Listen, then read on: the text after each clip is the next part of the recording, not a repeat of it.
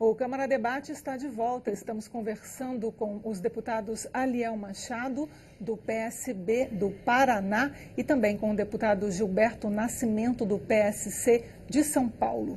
Então, vou para a resposta do deputado Aliel. Existe ou existiria alternativa à reforma da Previdência? De maneira muito clara. A escola que o Paulo Guedes defende na visão da economia não me convence. Eu acho que o debate é importante, o diálogo é importante e o governo tem respaldo porque ganhou a eleição. Agora, na eleição, isso não foi aprofundado o debate sobre a questão econômica e a condução. Inclusive, pelas informações vazadas dentro do governo, há contradições sobre o que defende a equipe econômica, o que defende a equipe de militares que compõe o governo e o que defende o próprio presidente eleito, que aqui na Câmara discordou de muitas questões envolvendo a questão da Previdência. Isso vai precisar ser explicitado e com muita transparência levado à população. O que eu penso disso? Ao longo dos últimos anos se agravou o problema do gasto com a Previdência porque nós entramos numa crise econômica. Milhões e milhões de trabalhadores de vida ativa deixaram de contribuir porque estão desempregados. A reforma trabalhista agravou isso.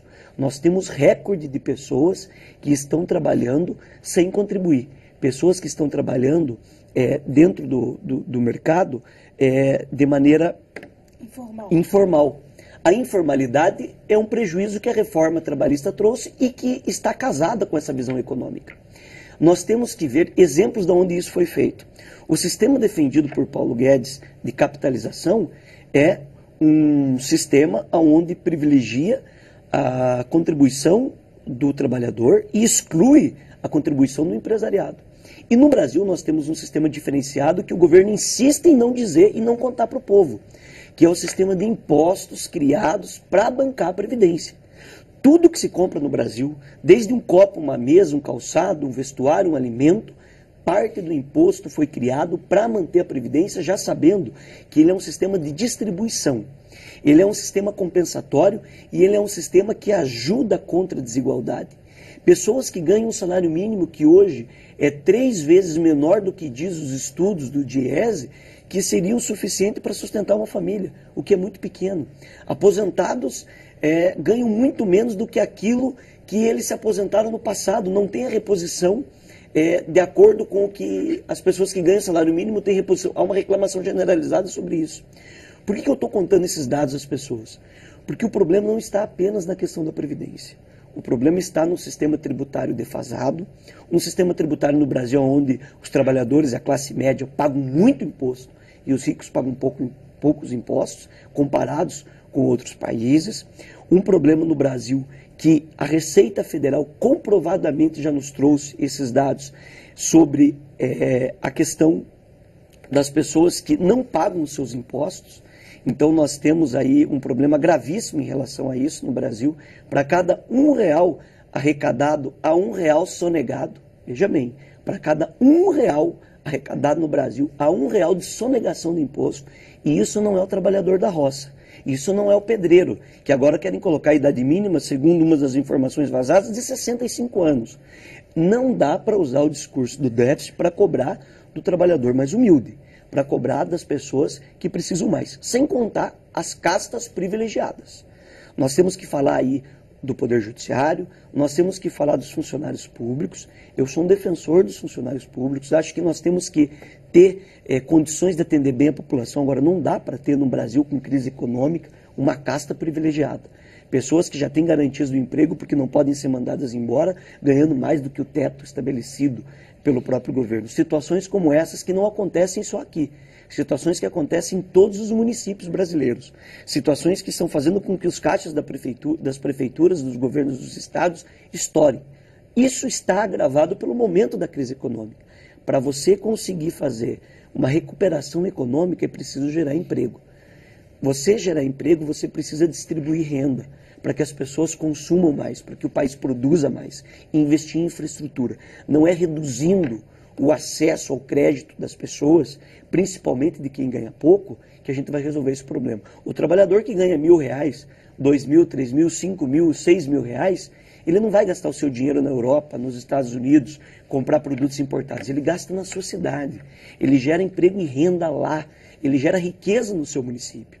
Se a proposta defendida por Temer vier nos mesmos moldes que o governo está preparando agora, nós teremos para frente um agravamento muito sério do problema da desigualdade no país, porque a Previdência é uma maneira de distribuição de renda que nós temos. Não dá para aceitar esse discurso. Essas ações que o governo já investiu milhões e milhões de reais em propaganda, em tentar convencer as pessoas de que é necessário fazer esse corte gigantesco, sem antes olhar para o próprio umbigo, não irá resolver os problemas. Nós estamos atentos a isso. Votamos uma reforma. Se for para cortar privilégios, se for para cortar daqueles que ganham muito, se for para ajudar quem precisa. Outra coisa importante, nós falamos tanto nesses gastos. Bem rapidamente, deputado. Quantos e quantos milhões de reais o governo não está gastando com isenções fiscais? Eu digo que o governo da Dilma fez isso, eu digo que o governo do Temer fez isso, e na previsão orçamentária desse ano também tem isso. É preciso olhar essas questões. Eu iria começar com reforma tributária, mas imagino que o deputado Gilberto queira fazer a contrapartida. Não, eu acho o seguinte, eu concordo com o que o Eliel coloca, não dá para nós nesse momento, quer dizer, privilegiarmos os mais ricos em detrimento dos mais pobres. Não. Até porque, na realidade, a Previdência é alguma coisa que funciona para os mais pobres. O mais rico, ele se defende, ele tem casa de aluguéis, ele sobrevive. A Previdência, ela é um sistema que veio para o mais pobre, para que exatamente por aí haja distribuição de renda. Porque na hora em que você tem alguém, por exemplo, na ponta da linha, e num determinado momento está ganhando lá R$1.000, R$2.000, que a média de aposentadorias no Brasil é mais ou menos isso. A grande média são 2 salários. Tá?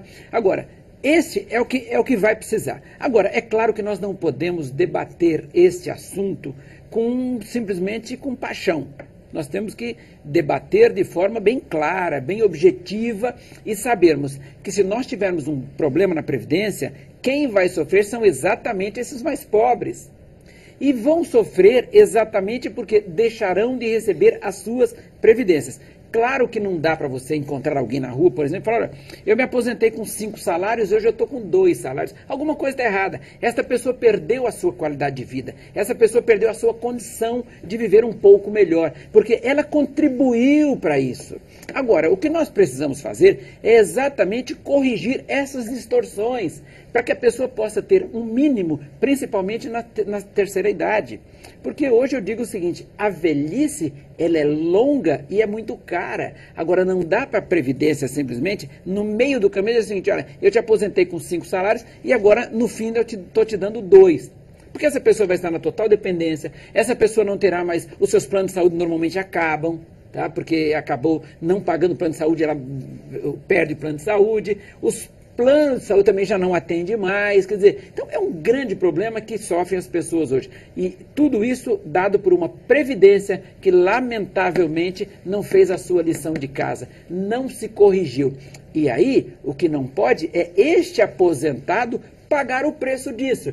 Agora, claro que o Congresso Nacional tem a grande responsabilidade que, com muita tranquilidade, sem nenhuma paixão, tá, discutir esse assunto, porque esse assunto precisa ser discutido o mais breve possível. Senão nós teremos, além do aprofundamento da crise, nós teremos uma sociedade que vai estar muito mais angustiada e principalmente aqueles da terceira idade que são os que mais sofrem. Bom, o governo atual parece que já tem bastante tempo, não é? Devido à polêmica, mas está começando agora. São 30 e poucos dias, né? Exato. 40 dias, 50 dias, será? Então, a gente tem uma reforma da Previdência que a gente sabe pouco e uma reforma da tributária que a gente sabe menos ainda, uma reforma tributária que a gente sabe pouco também. O que a gente sabe, o que foi falado pela imprensa, inclusive, que a reforma tributária, ela viria, inclusive, num movimento que eu gostaria que os senhores explicassem aqui, contraintuitivo de corte de impostos, além da simplificação dos impostos. O que seria feito nesse sentido de reforma dos tributos no Brasil? E também não é uma proposta muito ambiciosa de um governo, um único governo, fazer 2 reformas, 2 propostas de emenda à Constituição? Eu tenho sempre dito o seguinte, o melhor imposto é o menor imposto recolhido de uma base maior. Não dá para nós trabalharmos simplesmente, olha, isenção aqui, isenção ali. Não, acho que a gente tem que dar uma serenidade nessa coisa de impostos. Agora, por outro lado, o imposto é alguma coisa. Primeiro, nós temos ainda uma grande sonegação no país. Isso precisa ser corrigido. São os ralos que vazam. O que poderia ser feito por meio de projeto de lei, por exemplo? Eu acho que aí, essa é uma coisa que, inclusive aqui na Câmara, nós tivemos uma comissão que estudou de forma muito profunda isso, que o nosso colega do Paraná, o Rauli, por exemplo, trabalhou muito essa coisa. E na minha forma de ver, do pouco que eu entendi do projeto dele, é um dos projetos mais perfeitos que eu encontrei nessa minha caminhada de reforma tributária. Tá? Agora, o que não dá? Principalmente, eu acho que hoje, o deputado Aliel tem muita razão, quando nós acabamos dando uma série de isenções para tanta gente.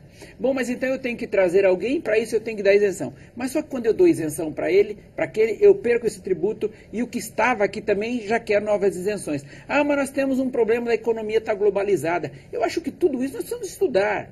Tá? Nós precisamos acabar com a guerra fiscal nos estados, que esse é um grande problema também, que é uma proposta muito antiga. Por exemplo, daqui a um pouco você pega um estado vizinho do outro, São Paulo e Minas Gerais. São Paulo cobra X de ICM, daqui um pouco na rua do lado, que normalmente esses estados são muito próximos, na esquina do lado, o governo de Minas vem e diz, olha, eu vou conseguir, em vez de 17, eu te cobro 12. Tá bom, e como é que fica essa mão de obra? Como é que fica essa estrutura do estado que já depende daquela arrecadação?